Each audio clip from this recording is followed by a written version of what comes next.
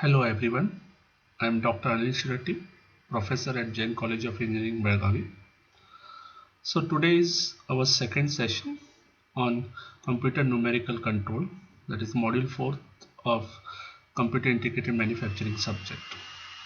So in the last lecture, that is our first session, I have covered what is manufacturing, what are the different types of manufacturing. We saw batch production, continuous production, mass production, job production.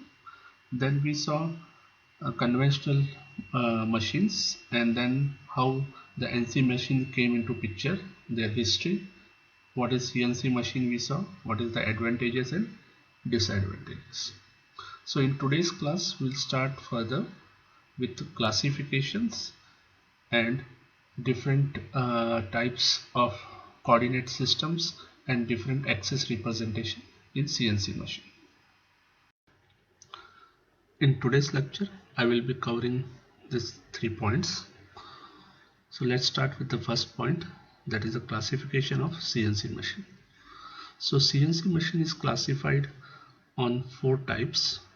First is based on the control loops, second is based on motion type, third one based on number of axes, and the last one based on the power supply. So the first one, that is based on the control loops, there are 2 types of CNC machine. One is open loop and second one is closed loop. So to understand open loop, let's see this first figure. So you can see this first figure consists of an input, a stepper motor to which a gear is attached, and there is a lead screw on which the table is mounted. So in this the program instructions are given through the controller to the stepper motor. So it will receive this the inputs from the input controller, and then it will decide how much power should be given to the gear. So it will give a small steps to the gear. So what will happen when the gear motor rotates, it will lead to the work table to move in one direction. So in this direction work table will move. But the problem with this method is there is no feedback check whether the program position or velocity has been achieved. So we will not come to know whether the work table has achieved to the final destination or not. Now this type of point to point system will have accuracy is not critical. So it can be employed only where the accuracy is not so important. And very few CNC machines you can find the open. The second one is a closed loop system. So what is the closed loop system is, the major difference between the closed loop and open loop system is there is a feedback signal here. Okay.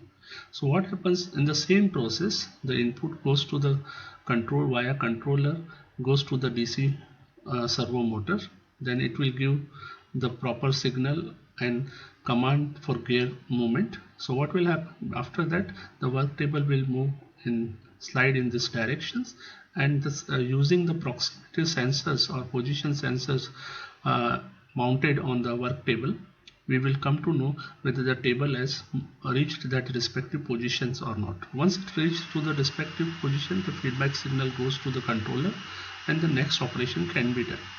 For example, I want to move a table to some 10 millimeter and then do the drilling operation. So once the DC motor moves that table to 10 millimeter right side, it will send a signal to the controller, then the drilling operation will start. So drilling operation will start only once the feedback signal of working table has reached to the respective position is got it. The closed system very powerful and accurate because they are capable of monitoring operation condition through the feedback system and automatically compensation for any variation in real time. So all in today's CNC machines are a closed loop system. A second classification is based on the motion type. So there are 2 types of control system, that is point to point control system and continuous path and or contouring system. So let's see the first part, point to point system. So whatever the gray size is the workpiece where we have to do 3 drilling operations. So drilling operation 1, 2, 3. So in this what happens is, let's say your drilling tool is here, so it has to move to the next point. So in between it is when the tool is moving from here to starting point to the one point, it is not doing any operation. So here it can move very fast. So only whether it has reached at position 1 or not, that is more important. Then when it's moving to position 2, simply go here. In between it is not doing any operation. So point to point control is one where the accurate position control is required only a place the machine slides in a fixed position. This is mainly used for drilling, boring and tapping operations, and feed rate need not be programmed. So this all will have a rapid motion. Now where we are using continuous path, so in continuous path motion is used where tool and work are along with different coordinate axes. So you can see a simple milling operation. So starting tool will go here, and when it reached here, from here itself it started removing the material along this profile. So this is continuously the tool is monitored. So this method is useful when the system has to generate a profile with a curved curves or continuous curves. The next type of classification is based on the number of axes. On the number of axes, the CNC machines are classified as 2 or 3 axis CNC machines or 4 or 5 axis. So let's see the first one, 2 axis and 3 axis.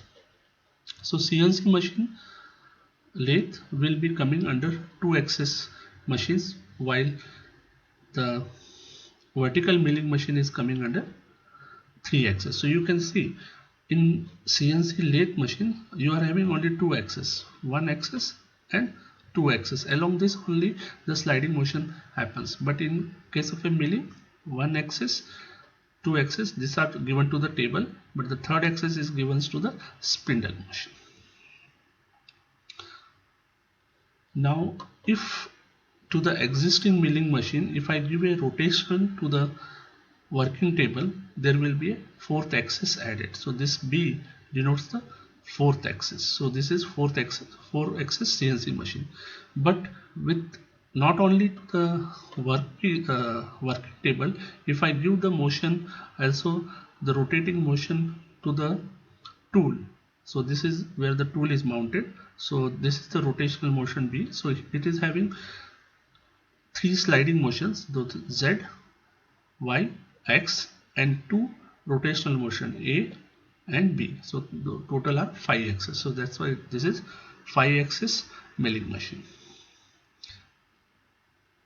Now also there is one more classification based on the power supply. So we know the CNC machine, the major components of the CNC machines are the power supply, that is the motors. So if the motor is electrical or hydraulic and pneumatic, depends upon them, we can say the CNC is an electrical, hydraulic, pneumatic CNC machine. Now let's go to the next point, that is methods of defining coordinate system in CNC machine. So this is very important when you are doing a CNC program. So there are 2 methods. One is the absolute coordinate system. So in absolute coordinate system, each point is always specified using the same 0 establishment for a given coordinate system. So let's see this one with a simple example. So you can see x-axis and y-axis. So I have drawn few points. So this is point P1, which is at center, that is 0, 0. Then there is a point P2, point P3, P4, so on.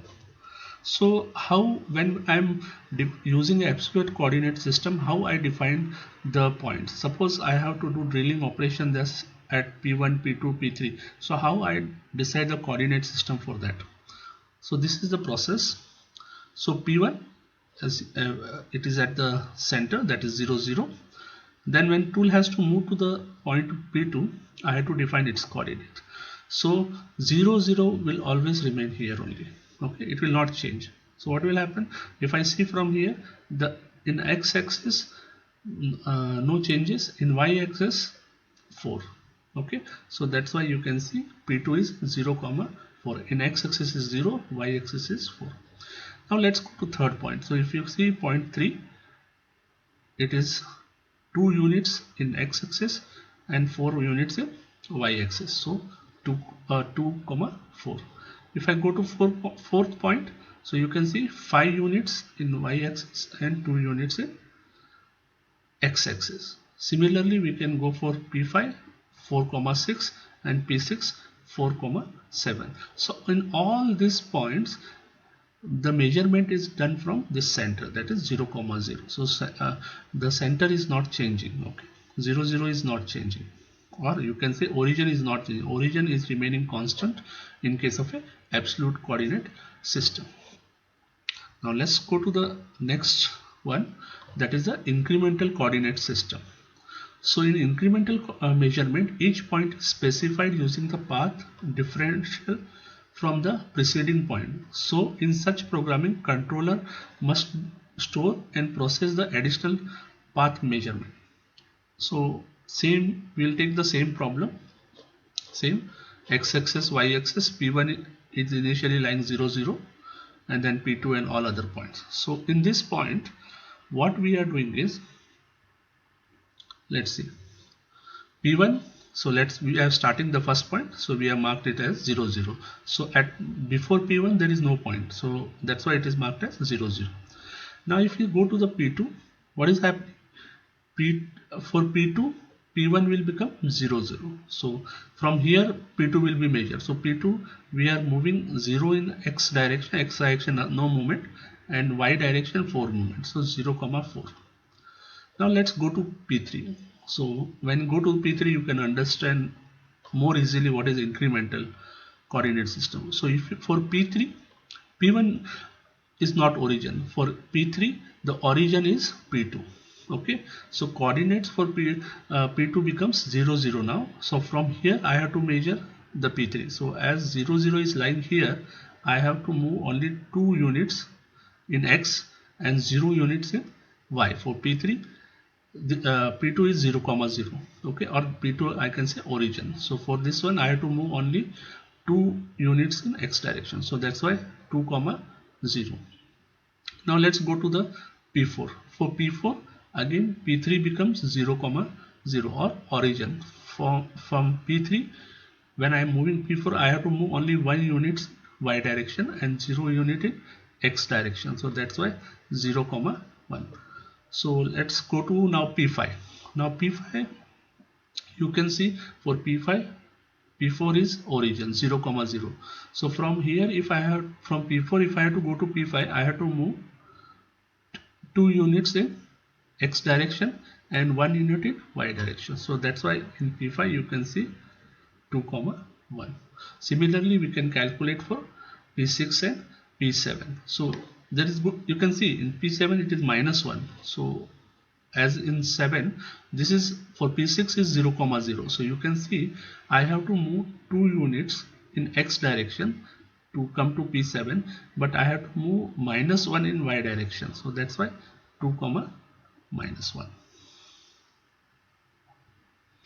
Next is the axis representation in CNC.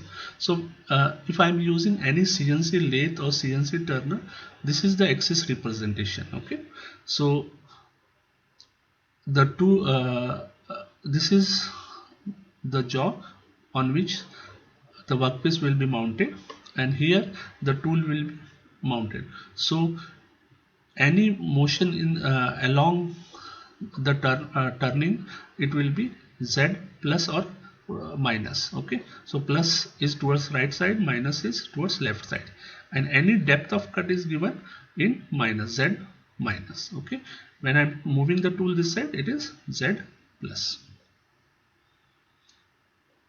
This is for CNC vertical machines.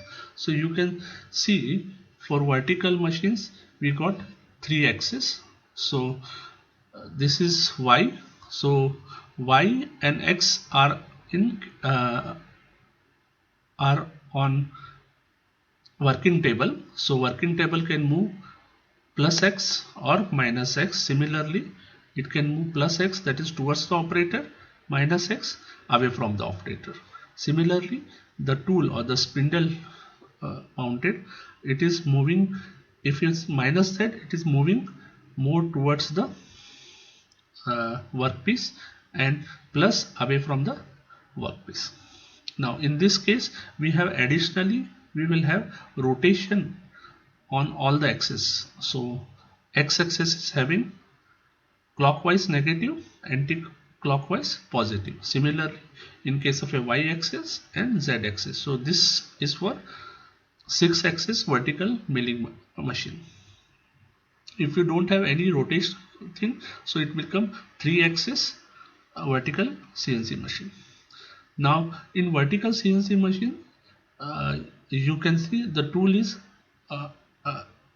vertical in position, but in case of a horizontal uh, milling machine, the spindle or the tool is mounted horizontally. So in the same case, we can see here the tool axis is z axis, that is plus to and minus. Similarly, the workpiece plus and minus, and the y axis is plus and minus. So this is for 3-axis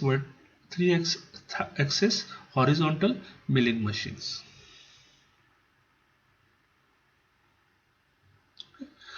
So this is the end of the today's class. If you have any questions, you can contact me on my mail ID anilshirati@gmail.com or on my mobile number.